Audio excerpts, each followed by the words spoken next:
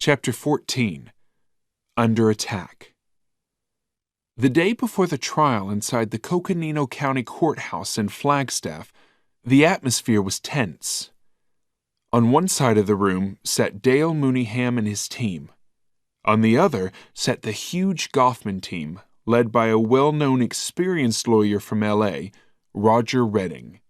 He was known as Roger the Rocket because he struck fast and hard. Clay and Oscar Mulrooney watched from the back of the courtroom as the lawyers argued with each other over technical details. Mooneyham moved slowly around the courtroom, leaning heavily on a stick and shouting at the judge and Roger Redding in his rich, deep voice.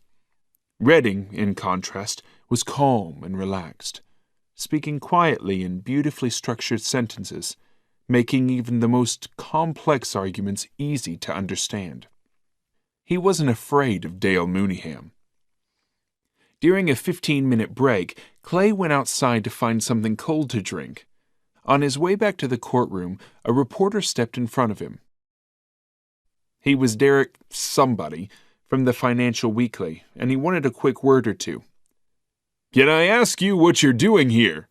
Derek said. "I guess you can," Clay said with suspicion. He knew the Financial Weekly. It hated all lawyers, especially mass tort lawyers like him. "What are you doing here?" "The same thing you're doing here." "And that is?" "Enjoying the heat."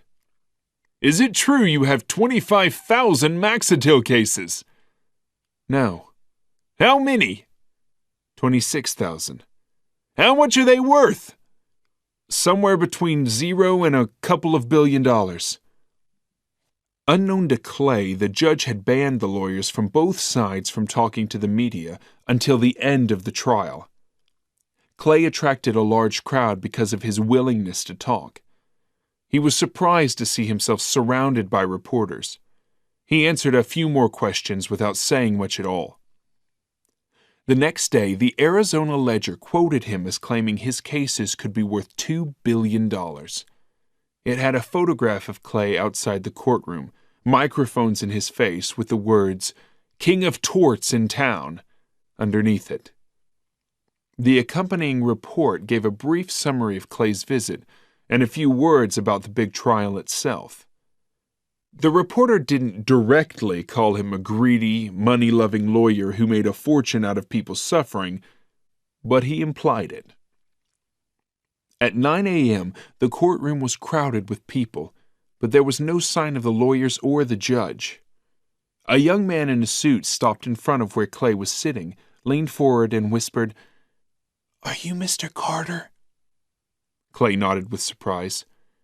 "The judge would like to see you." The newspaper was in the middle of the judge's desk. Dale Mooneyham was in one corner of the large office. Roger Redding was leaning on a table by the window. The judge was rocking in his chair. None of the three looked happy. Very awkward introductions were made. Mooneyham refused to step forward and shake Clay's hand. "Are you aware that I have banned lawyers from talking to the media, Mr. Carter?" asked the judge. "No, sir." "Well, I have." "I'm not one of the attorneys in this case." "We work hard at having fair trials in Arizona, Mr. Carter. Both sides want a fair-minded jury. Now, thanks to you, the people on the jury know that there are at least 26,000 similar cases out there." Clay had no intention of appearing weak or apologizing in front of Roger Redding, whom he might have to fight in future legal battles. "Maybe it was unavoidable," he said. "Why don't you just leave Arizona?" Mooneyham shouted from the corner. "I really don't have to," Clay replied sharply. "You want me to lose?" Clay had heard enough. He wasn't sure how his presence might harm Mooneyham's case, but he didn't want to take any unnecessary risks. He looked at Roger Redding and said, "See you in D.C." Redding smiled politely, but slowly shook his head. Oscar Mulrooney agreed to remain in Flagstaff and watch the trial. Clay boarded his private jet and flew home. In Reedsburg, the news that 1,200 workers were losing their jobs at Hanna brought the town to a halt. In a letter to all his employees, Marcus Hanna explained why the company had gone bankrupt: the failure to reach a settlement in a class action lawsuit. The company had tried to reach a fair, honest agreement, but a greedy law firm in D.C. had made unreasonable demands. The Baltimore press reported the story and openly blamed Clay for all of Reedsburg's misery. The company would not have gone bankrupt if he had not demanded such high fees. When Clay read the report, he wanted to sue the newspaper. However, he soon had bigger problems to worry about. There was a 2-page article in Newsweek about Helen Warshaw. Clay had never seen Ms. Warshaw before. When he saw the photo of her standing in front of an empty jury box somewhere, looking attractive and successful, he hoped that he never would. The article described how Ms. Warshaw was one of 3 partners in a New York firm that specialized in dishonest legal practice. Now, she was ready to do battle with some of the biggest and richest lawyers in the country, and she wasn't going to settle. She had 50 Diloft clients, all dying, all suing. There was an interview with Mr. Ted Worley, who gave the magazine his full story. "I didn't want to settle," he said more than once. For Newsweek, Ted Worley produced all his paperwork, including copies of the 2 letters of protest he had written to Clay Carter, and to which he had never received a reply. According to his doctors, Ted Worley had less than 6 months to live. Slowly reading each awful word of the story, Clay felt as if he was responsible for the cancer. He threw the magazine across the floor. He wished that he had never met Ted Worley, never met Max Pace, never even thought about going to law school. He called his pilots and told them to get his private jet ready. "Where to, sir?" "Biloxi, Mississippi." "One person or 2? "Just me." He hadn't seen Ridley for 2 days, and he had no desire to take her with him. He needed time away from the city, and anything that reminded him of it. He spent 2 days on French's boat, from which he followed the Maxitil trial with the help of emails from Oscar Mulrooney. Choosing the jury had taken 1 whole day, and Dale Mooneyham was now slowly presenting the plaintiff's case against the drug. The government study was powerful evidence. The jury was extremely interested in it. "Things are going well," Oscar wrote.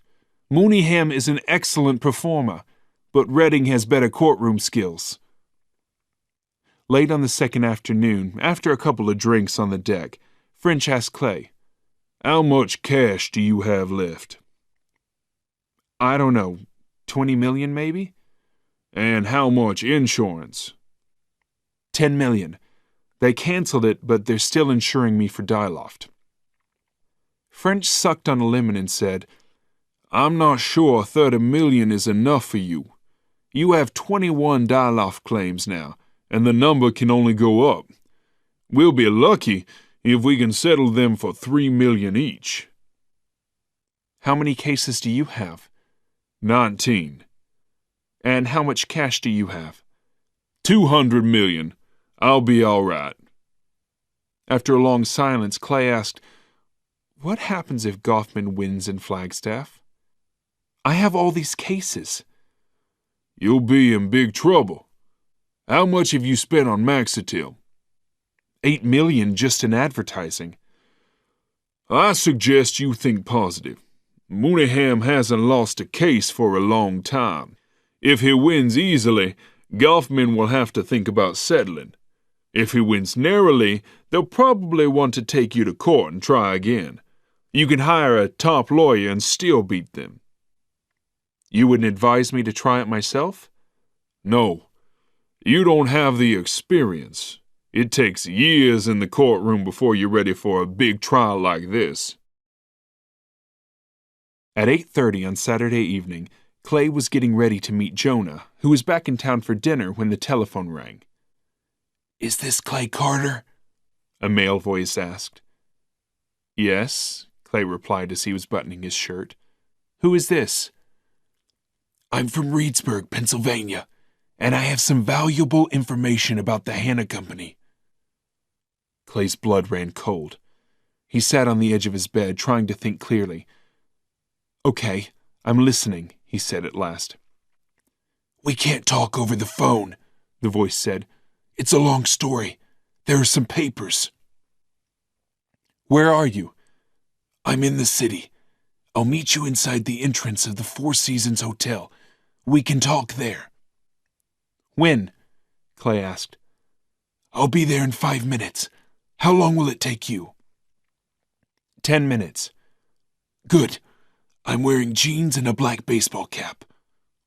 "I'll find you," Clay said, then hung up.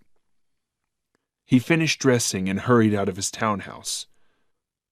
Walking rapidly along Dumbarton, he tried to imagine what information he could need or even want from the Hanna Company.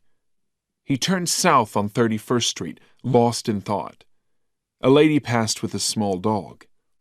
A young man in a black jacket with a cigarette hanging from his mouth approached, although Clay barely noticed him. As the man passed him, in front of a poorly lit townhouse and under the branches of an old tree, he suddenly, with perfect timing and accuracy, lifted his fist and hit Clay on the chin. Clay never saw it. He remembered a sudden pain in his face and his head crashing into an iron fence. Another man joined the first, and they both started hitting and kicking Clay as he lay on the ground. Clay rolled onto his side and managed to get to his knees. Then a heavy stick landed like a gunshot on the back of his head. He heard a woman's voice in the distance. Then he lost consciousness. The lady who had been walking her dog saw two men in black jackets hitting a man lying on the ground with large black sticks and screamed. The men ran away, and she dialed 911 on her cell phone. She tried to assist the young man on the ground, who was unconscious and bleeding badly. Clay was taken to George Washington University Hospital, where initial examination revealed 2 large head wounds and several other cuts and bruises. A bone in his right leg was cracked neatly in 2, his left kneecap was in pieces, and the left ankle was broken. 81 stitches were required to close 2 large cuts in his head. After smaller cuts in his cheek and ear had been stitched, he was taken into surgery to have his legs put back together. Jonah began calling after waiting impatiently for 30 minutes. He left the restaurant after an hour and walked angrily to Clay's townhouse. He knocked on the door, rang the bell, and was ready to leave when he saw Clay's car parked in the street. He walked slowly toward it. Something was wrong, although he wasn't sure what. It was a black Porsche Carrera, but it was covered with white dust. He called the police.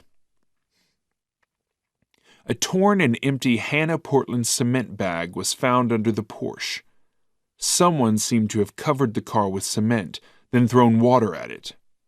After a long computer search, Jonah found Clay's name and hurried to the hospital. Clay was in surgery when he arrived, but it was only broken bones. His injuries didn't seem to be life-threatening. At 1:30 a.m., a doctor reported to Jonah that the surgery had gone smoothly. "He looks awful," she warned him. Jonah finally managed to see Clay 2 hours later in a private room that he had arranged. Clay was covered from head to foot in thick bandages, his legs held 6 inches above the bed by a complex series of cables. He was still unconscious, and his eyes, chin, and lips were blue and swollen. Blood had dried on his neck. Jonah watched him quietly for several minutes, and then started to smile. "Look at him," he said to himself. "There lies the king of torts." And to the horror of the nurses, he shook with laughter.